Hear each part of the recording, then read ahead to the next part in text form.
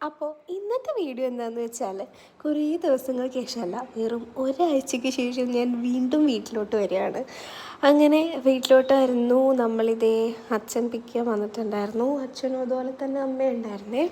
അങ്ങനെ ഞങ്ങൾ ആദ്യം തന്നെ വിശപ്പടക്കാൻ വേണ്ടി, കാരണം മോർണിംഗ് കഴിച്ചതിന് ശേഷം പിന്നെ ഞാൻ ഒന്നും കഴിച്ചിട്ടുണ്ടായിരുന്നില്ല, വെറും വയറ്റിലായിരുന്നു, വെള്ളം പോലും കുടിച്ചിട്ടുണ്ടായിരുന്നില്ല. പെട്ടെന്ന് തീരുമാനിച്ച വരവായിരുന്നു.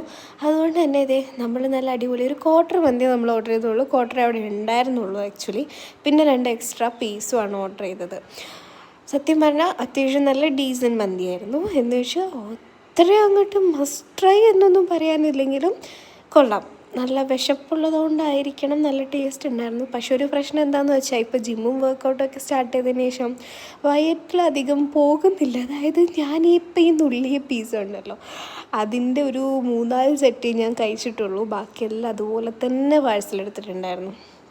അങ്ങനെ അത് കഴിഞ്ഞു. നമ്മളവിടെ നിന്ന് ഇറങ്ങി. എൻ്റെ ചെരുപ്പ് പൊട്ടിയിട്ടുണ്ടായിരുന്നു വരുന്ന വഴി. പിന്നെ എങ്ങനെയൊക്കെയോ ആണ് ഞാനിവിടെ എത്തിച്ചത്.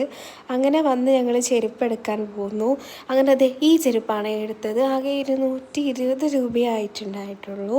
അതുമാണ് എനിക്ക് എല്ലാത്തിലും ഇഷ്ടപ്പെട്ടത്. ഞാൻ കുറച്ച് റഫ് യൂസ് ചെയ്യുന്ന ആളാണ്. ഇപ്പം ഓട്ടചാട്ടം നടക്കലാണെങ്കിൽ പോലും അങ്ങനെ നടക്കുന്ന ഒരാളാണ്. അപ്പം പെട്ടെന്ന് ഈ ചപ്പൽസൊക്കെ പൊട്ടും. അങ്ങനെ പിന്നെ നമ്മളതെല്ലാം മേടിച്ച് കഴിഞ്ഞിട്ട് ഇതേ നേരെ വീട്ടിലോട്ട് വന്നപ്പോൾ 2 പേരും നമ്മളിങ്ങനെ വെയിറ്റ് ചെയ്തിരിക്കുമായിരുന്നു. ഞാനുള്ള കാര്യമൊന്നും അറിയത്തില്ല, വാല് പറ്റി കൊടിമരം പോലെ ആടുന്നുണ്ട്.